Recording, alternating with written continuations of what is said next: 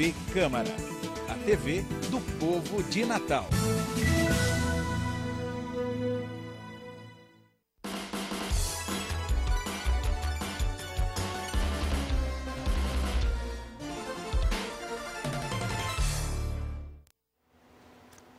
Boa noite. Estamos iniciando mais um programa Pensando Bem, ao vivo, pela nossa TV Câmara. Hoje, novamente, sem a presença do nosso colega de trabalho, Danilo Sá, que teve de viajar a Brasília. Bom, no programa de hoje, nós vamos entrevistar o estatístico Paulo de Tasso, dono da Consult, uma das empresas que está no mercado de pesquisas há muitos anos, no Rio Grande do Norte, bastante conhecida. E no segundo bloco vamos entrevistar Otacílio Carvalho. Ele é geólogo, né? Professor do IFRN. Bom, inicialmente, boa noite, Paulo de Tasso. Boa noite, Pinheiro. Boa noite aos telespectadores do programa Pensando Bem. Paulo, iniciou o processo de pesquisa já eleitorais, já que a gente já estamos vivendo um ano eleitoral? Pinheiro, nós estamos no ano eleitoral, mas o processo de pesquisa, ele antecede o ano eleitoral. Vou dar um exemplo. Na pesquisa as pesquisas utilizadas com o foco nas eleições, elas são acompanhadas anteriormente ao ano eleitoral em dois aspectos. Se a pessoa é um administrador municipal, um prefeito, ele tem dois caminhos a seguir. Ou é trabalhar a sua reeleição, ou é trabalhar um candidato que ele vem apoiar para sucedê-lo. E, por outro lado, existe a oposição. Isso tudo tem que ser feito no ano antes da eleição, como se fosse um marketing político. Porque nesse ano, já avisando as eleições e chegar junto ao eleitor, é um marketing eleitoral, que aí a conotação das pesquisas são outras. Mas todos os prefeitos que administram bem esse caminho, a sua eleição, ou sua reeleição, ou a eleição de um candidato dele, ou os adversários, eles estão bem situados quanto a esse processo das pesquisas. A sua expectativa com relação a esse ano? Existe muito trabalho aí pela frente, diante da crise que estamos vivendo? Não, existe, porque o custo de uma pesquisa no processo eleitoral, ela não é tão alta. Apesar de que você não faz só uma pesquisa, você tem que ter um processo de pesquisa que é um acompanhamento até o dia da eleição, até o pleito. Mas, mesmo com as verbas reduzidas para cada prefeito, vou dar um exemplo, tem aí que parece que só pode gastar R$100 mil, ele vai ter que utilizar esse dinheiro para fazer algumas pesquisas e, com isso, com os resultados da pesquisa, trabalhar aonde tirar, aonde diminuir em outras situações, a verba que ele tem em mãos. E fazer bem uso dos resultados da pesquisa. Os prefeitos no interior procuram os institutos de pesquisas? Procuram. Esse ano, inclusive, mesmo com a crise e tal, eles procuram porque eles precisam de informação. A pesquisa é um instrumento de trabalho tanto para a campanha eleitoral como para a avaliação administrativa. Se ele sabe o que vai fazer no seu município, de acordo com a opinião e a exigência da população, ele trabalha mais centrado em uma sintonia maior com a população e, de imediato, com seus eleitores. Então, ele fazendo isso sistematicamente, através das pesquisas com os resultados que ele vai lhe dar, que são instrumentos de trabalho, tanto serve administrativo, como se ele seguindo vai fazer uma boa administração e já se respalda para uma nova eleição. Tem determinados candidatos, Paulo, que diz que não acredita em pesquisa. Isso, como é que você reage a esse tipo de... Isso é muito simples, porque esse candidato que diz isso, se ele estiver numa eleição, ele estiver na frente, nas pesquisas, ele vai acreditar. Isso é bobagem. Nós temos 28 anos de instituto, fomos o primeiro instituto aqui no Rio Grande do Norte, trabalhamos no Nordeste inteiro, tivemos períodos trabalhando também até no Rio de Janeiro, e isso é genérico, é generalizado. Desculpe, genérico, é generalizado, ou seja, é muito fácil quando a gente está trabalhando para um candidato com informações e esse candidato está bem nas pesquisas, é uma conotação. Quando começamos a entregar pesquisas que aquele candidato não está bem, ele já não gosta em determinados momentos de estar recebendo aqueles resultados e, em alguns momentos, faz com outros institutos.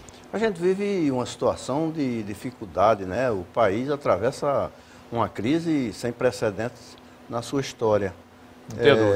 Você acha que diante disso e diante da falta de credibilidade da classe política, agora o próprio empresariado, né, enfrentando problemas diante dessas denúncias aí de mensalão, de isso, daquilo, você acredita que esse ano será uma eleição atípica?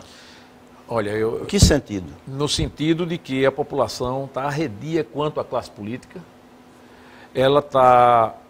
A classe política perdeu o crédito. Vou dar um exemplo. Nós entregamos hoje uma pesquisa de Caicó, que foi publicada. Nós tivemos um primeiro lugar, Vivaldo Costa, foi prefeito, deputado, tudo mais, uma história na política. Ele ficou em primeiro lugar, mas o percentual do primeiro lugar foi 14%. Nós tivemos 35% de não votaria em nenhum ou não sabem quem votar hoje. E uma cidade como Caicó, um município como Caicó, que vive política, conversa sobre política, só que eles estão arredios quanto à classe política. E isso faz com que eles não acreditem mais. Isso dificulta, Paulo, as pesquisas? Em algum momento, sim, porque quando se for... Nós temos que quebrar o gelo para começar a entrevista. E aquele entrevistado, ele tem um perfil a ser escolhido. Na hora que ele cai na malha para ser aquela pessoa escolhida, e quando falar em pesquisa, ele não quer... Desculpe, quando falar em política, ele não quiser, conversa com... Ele vai ser excluído da entrevista e vai fazer falta, vai ter que ser substituído. Isso se perde tempo na sua execução. Eu vou fazer aquela pergunta clássica, né? Se pesquisa... faz com que o candidato se eleja ou se deseleja? Não, veja bem, se a pessoa está na frente, aí diz, não, ganhou porque a pesquisa ajudou. Não é a pesquisa que ajudou. Não influencia, não, nesse caso? Essa influência. A influência que dá o resultado da pesquisa é a motivação que a equipe daquele candidato que está na frente tem, que é uma motivação positiva. Quando das eleições passadas, que tinha os financiamentos de campanha públicos, né? Público, privado e tal, era mais fácil dele conseguir mais financiamentos, já que ele seria um vencedor, e o candidato que está perdendo, que o resultado da pesquisa está anunciando, ele perde aquele estímulo de ir à rua, dos cabos eleitorais, ir às ruas, a mobilização do candidato fica mais difícil. Não é a pesquisa que faz isso, os resultados que a população está apresentando naquele momento. Você falou na pesquisa de Caicó, né? Outro assunto que apareceu lá em Caicó, que foi muito evidente, e até entreguei também outra pesquisa hoje, é que eles exigem que o político ou o candidato cumpra o que promete. E isso está assim como se fosse uma coisa mais evidente, coisa que antigamente não era. Era que a pessoa conhecesse bem os problemas do município, que a pessoa fosse isso, fosse aquilo, mas não. Cumpra o que promete, que ele tenha credibilidade junto à população, isso está mais evidente no resultado da pesquisa. A gente tem visto a cada ano eleitoral que aumenta o número de indecisos, né? E o que se fazer para reverter essa situação e fazer com que o eleitorado compareça às urnas? É porque a política também é uma dinâmica. De 4 em 4 anos, existem 22% de novos eleitores.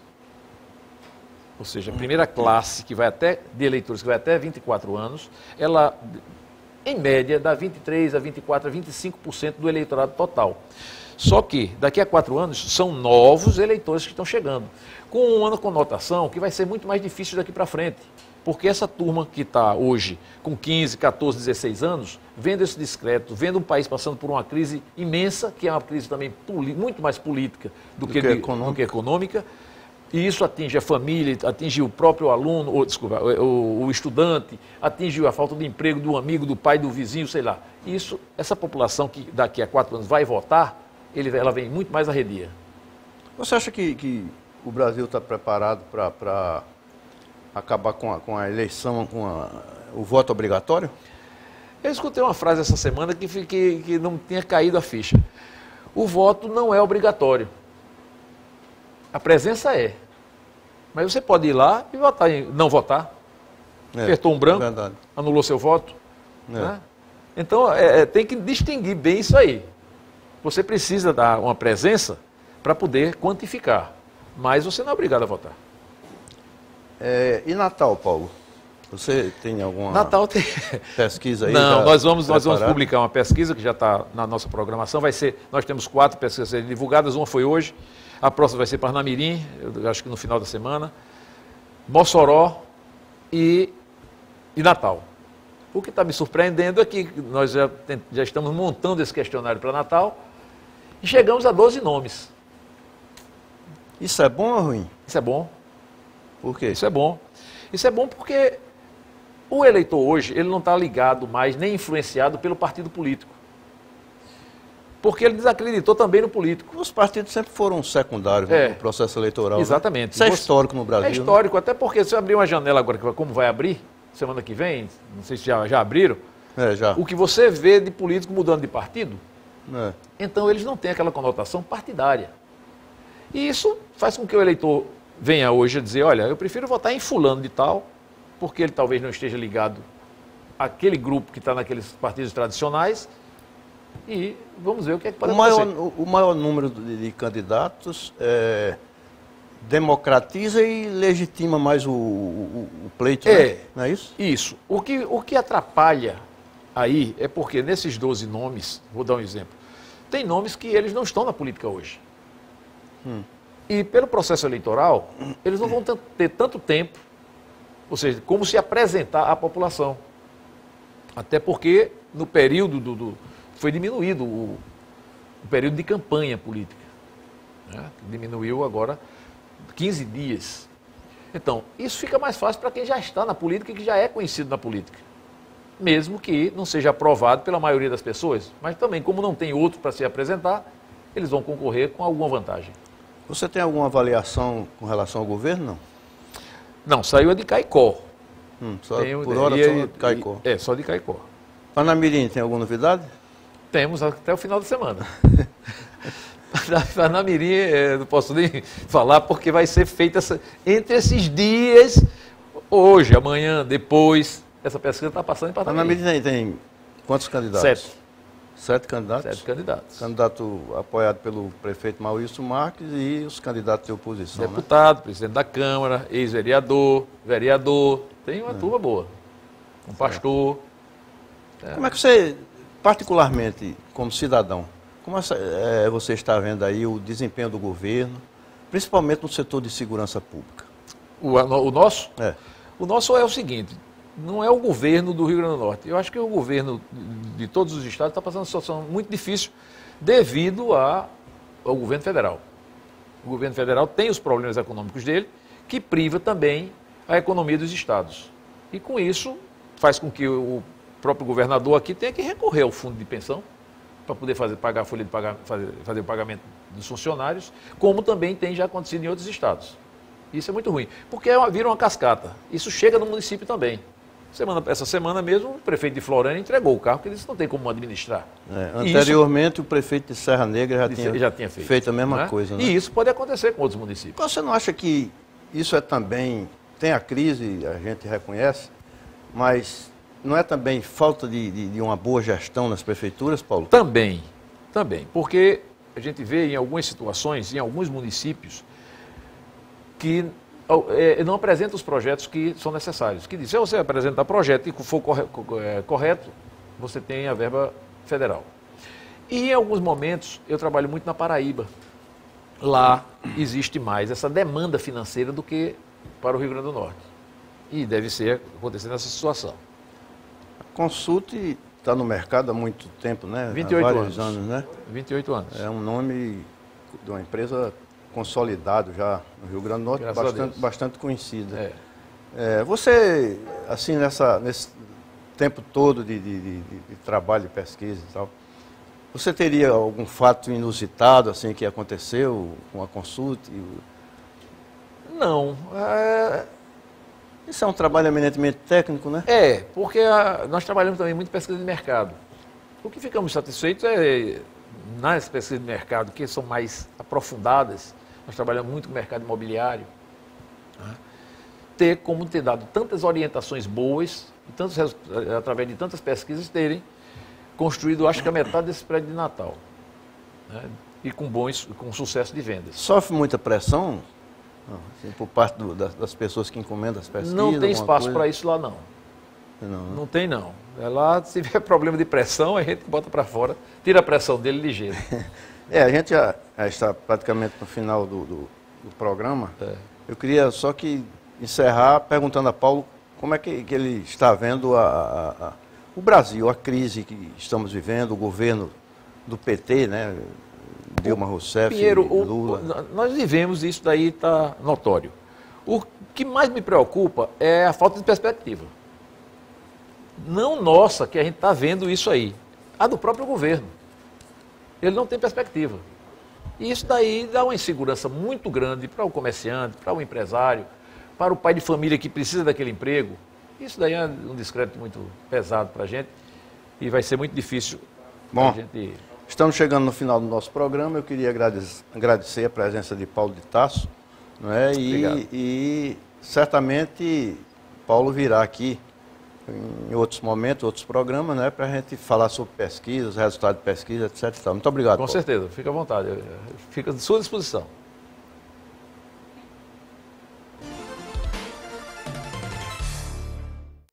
Ler me leva a outros lugares.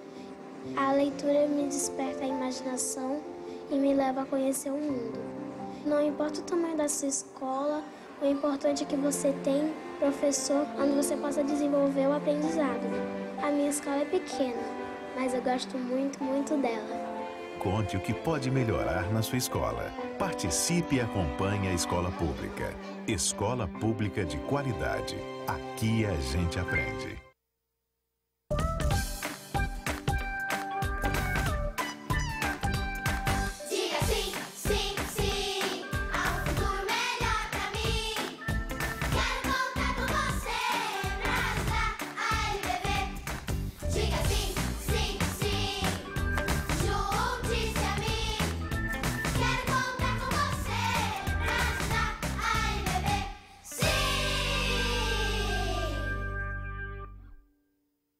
O trabalho escravo ainda existe no Brasil e tira a dignidade de muita gente com trabalhos forçados e jornadas exaustivas. São pessoas submetidas a condições degradantes. O Ministério Público Federal atua para combater esse crime, punir os responsáveis e resgatar a dignidade desses trabalhadores.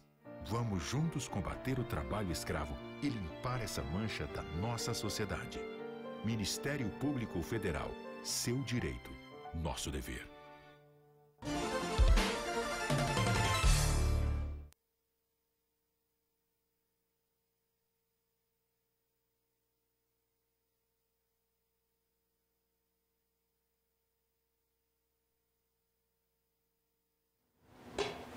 Bom, estamos de volta com o programa Pensando Bem. Agora, no seu segundo bloco, vamos entrevistar o geólogo Otacílio Carvalho, né, que é também professor do IFRN. É um assunto interessante, né, mineração, que dificilmente a gente vê alguma coisa aí na mídia, na imprensa, né, escrita e falada e televisada, mas eu tive a iniciativa de trazer o professor Otacílio para ele nos falar alguma coisa sobre esse setor de mineração. Como é que está a mineração no estado, professor? Boa noite. Boa noite, Pinheiro. A mineração, de uma forma geral, ela é assim uma coisa que é muito pouco falada. Muito Exato. pouco falada. Mas, em contrapartida, ninguém faz nada sem mineração. Se a gente for tirar essas coisas que temos aqui no estúdio, que são de mineração, a gente ia ficar no meio do tempo aqui sem nada, porque a mineração é tudo. Está em todo lugar. Está em tudo. Então, 85% da vida da gente tem a ver com a mineração. Então, e no Rio Grande do Norte não é diferente. No Rio Grande do Norte tem um setor mineral bastante desenvolvido, né? Nós temos cerca de 12 setores bastante importantes no estado e cada um tem um comportamento diferente. Às vezes fica pensando que é tudo a mesma coisa, mas são comportamentos bem Coisas diferentes de cada distintas? Bem distintos de cada um deles. apesar de compor um todo, né? Isso, Não é isso. Quais são os principais minérios explorados no Rio Grande do Norte? Se a gente for pegar essa lista dos 12, a gente vai começar com petróleo e gás natural, né? São recursos minerais que o Rio Grande do Norte sempre se destacou.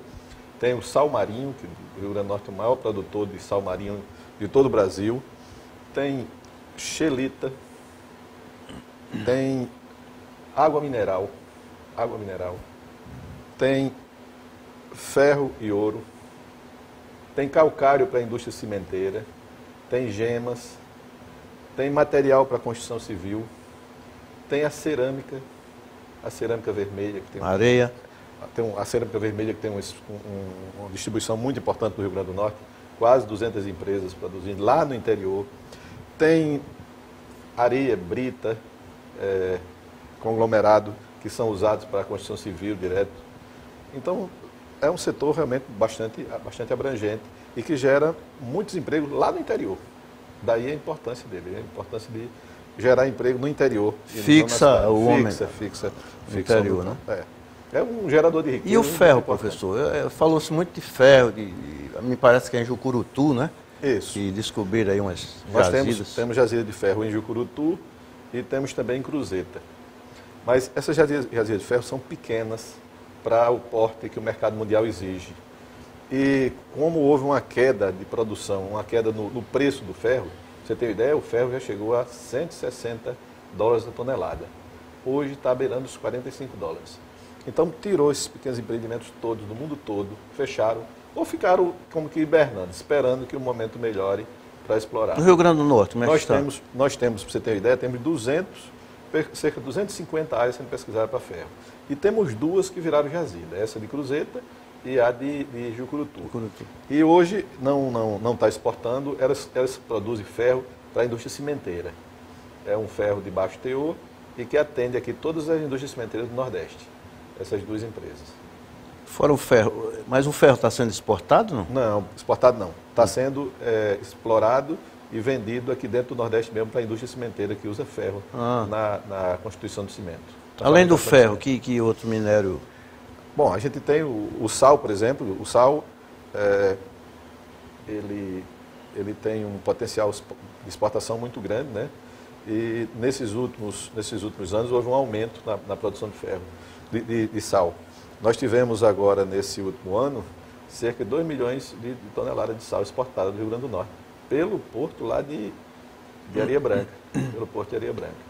Isso aconteceu porque houve um aumento na produção do sal. O sal, a gente sempre ficou na faixa de 5 milhões de toneladas, que atende o Brasil inteiro, e de repente, com essas secas, né, tivemos 4 anos seguidos de seca, essa seca é boa para você ter uma quantidade grande de sal, para produzir muito sal. E foi o que aconteceu. O Rio Grande do Norte teve uma produção superior a 6 milhões de toneladas todos esses 4 anos.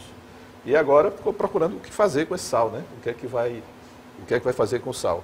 Então, ele está sendo exportado, está se procurando novos mercados.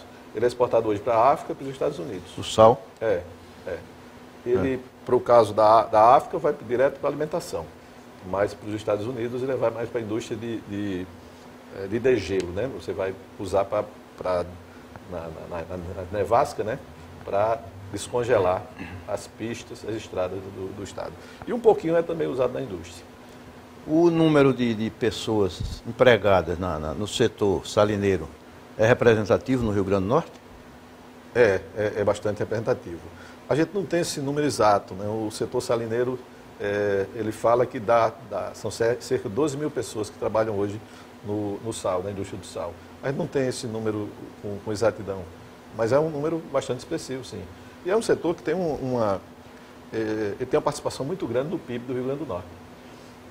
Eu, até antes de vir para cá, eu conversei com 2 líderes do setor salineiro e eles me disseram que o setor está passando por esse momento, assim, esse momento de grande produção, né? Eles estão esperando, é muito provável que a gente não sabe se vai ser seco de novo, se for, vai ter outra produção grande, que por um lado é bom, né? Por um lado é bom que a produção é grande, mas por outro fica a demanda, o comprador fica com poder de fogo para comprar mais barato. Mas é um setor que, certamente, com mais de R$1 bilhão de participação no mercado. Eu não sei se é mito ou é falta de informação, mas dizem que o setor mineral degrada o meio ambiente. Isso procede, professor? Não, eu acho que o setor mineral ele termina pagando um preço meio caro por isso, porque o pessoal não tem ideia, certamente que ele tem uma participação, ele cobra um preço do meio ambiente, mas tudo que é feito hoje de lavra ou de pesquisa mineral, tudo tem um projeto de meio ambiente. E olha que é um projeto caprichado, é um projeto com tudo que tem direito, é um projeto que envolve vários profissionais, dependendo do empreendimento você tem, às vezes, dezenas de profissionais envolvidos para ver o que é o dano que ele causa e como é que você faz para repor ou minimizar esses danos. Então, o setor mineral talvez seja um dos setores que mais é evoluído na questão do meio ambiente. A gente tem muitas empresas. O tempo desses fizeram uma foto, por exemplo, da Amazônia, na região amazônica, do entorno de Carajás. Carajás explora recursos minerais, explora ferro, enquanto a vizinhança não explora. E a área preservada era exatamente em cima de Carajás. A vizinhança estava totalmente com problemas de meio ambiente, né? Muita devastação. O Rio Grande do Norte prepara mão de obra para o setor mineral? Pois é, o Rio Grande do Norte, ele tem uma fama nacional de preparar mão de obra. Nós temos o curso de mineração aqui do Estado, que iniciou em 1966. Então, qualquer mina do Brasil que a gente chega, tem gente do Rio Grande do Norte, tem técnicos do Rio Grande do Norte. Soma-se a isso a mina Brejuí, que é uma mina subterrânea. Eu ia até perguntar a você sobre a mina Brejuí, porque marcou época, né? Acho que foi a base da economia do Rio Grande do Norte há alguns anos. Como é que está a mina Brejuí? A gente chega lá, deixa eu só te falar mais um pouquinho, é que como a mina Brejuí, junto com a Morro Velho, eram as duas minas subterrâneas que a gente tinha no Brasil, então vinha-se buscar mão de obra do Brasil inteiro aqui, mão de obra que trabalhava com mina subterrânea. Aí o que acontece é que veio a crise, né? A Xelita. A Xelita, de repente, os preços caíram e ela passou um tempo fechada. Em 2003 ela reabriu e ela vem produzindo. Ela produz hoje. A Brejuí está em atividade? Está sim. Ela não produz em grande quantidade. Grande escala. A gente precisava que ela voltasse a produzir em grande escala, que ela tem potencial para isso. Mas ela tem uma produção continuada. Ela exporta a Xelita. Às vezes usa um pouco, quando não exporta, vende no mercado nacional. Mas tem uma produção continuada, sim. É uma empresa, junto com ela, tem outras empresas que também produzem xelita no estado. Agora, é claro que não estamos na época áureas, que nós chegamos a produzir 220 mil toneladas. Foi a base da economia do estado, não foi? Foi, durante muito tempo foi a base da economia do estado. Hoje, ela tem sua participação, mas não é tão importante assim, como já chegou a ser. No Brasil, qual o estado que você destacaria como maior produtor de minério? Sem dúvida, Minas Gerais. Mas você tem também estados com grande participação, como é o Rio de Janeiro. Só que o Rio de Janeiro, o grande recurso mineral que ele produz é o petróleo e o gás natural, que está a 200 quilômetros da costa. Ele não é dentro do estado, mas ele é computado como sendo do estado do Rio de Janeiro. A gente tem, por exemplo, Carajás também, que tem uma produção enorme, o Pará, né? Carajás fica no Pará, que tem uma produção enorme de minério de ferro, uma produção muito grande, mas o Minas Gerais realmente é o estado que se destaca hoje. A gente está caminhando já para o final do nosso programa. Eu faria a última pergunta ao professor Otacílio. Os governos do Rio Grande do Norte têm dado atenção necessária ao setor mineral? Olha, a gente teve um problema enorme com o fechamento da CDM em 1995. E o Rio Grande do Norte não se recuperou disso até hoje, né? A CDM é a Companhia de Desenvolvimento Mineral. Do Rio Grande do Norte. Esse é um impacto difícil de recuperar. Mas dentro do que é possível, já tivemos épocas boas aqui no Rio Grande do Norte. É importante que os governos atentem que nós temos hoje 3 segmentos do Rio Grande do Norte, que são os segmentos que formam a base da economia do Estado hoje, que é o setor mineral, é o setor de energias eólicas e é o setor de turismo. Esses três, isso vai se somar com os serviços, né, e comércio, e você vai formar o PIB do Rio Grande do Norte. Então, se não houver uma atenção especial para a mineração, nós vamos não vamos usar o potencial que nós temos. O estado pobre que não usa seu potencial, realmente é um problema. A energia eólica é uma coisa interessante para o estado? Muito, muito interessante. O Rio Grande do Norte, é bom até vocês andarem aqui pelo litoral, pegando de João Câmara em direção à Caiçara do Norte, vocês vão ver centenas de geradores na beira da estrada, na beira da pista, cada um deles gerando energia. E isso gerando energia, gerando emprego, gerando renda num local que nunca gerou coisa nenhuma. Eram locais meio tanto quanto desertos econômicos do Rio Grande do Norte. E hoje estão com a produção... Já está empregando muita gente? Não emprega muita gente. Ele emprega muita gente na construção. Mas ele gera recurso, ele gera energia, gera recurso, é dinheiro para a prefeitura, é dinheiro para o Estado, e dá uma autonomia ao Estado nessa área de energia. Tá certo. Eu queria agradecer ao professor Tarcílio Carvalho e colocar o programa à sua disposição. Boa noite e até a próxima segunda-feira. Muito obrigado. É uma satisfação, o programa Pense Bem, está bem dentro da Pensando linha. bem. Pensando bem é uma coisa para a gente estar pensando mesmo nas questões do Rio Grande do Norte, e é uma satisfação estar aqui. Qualquer momento pode precisar, estamos à disposição. Ok, professor. Boa noite, até segunda-feira. Boa noite.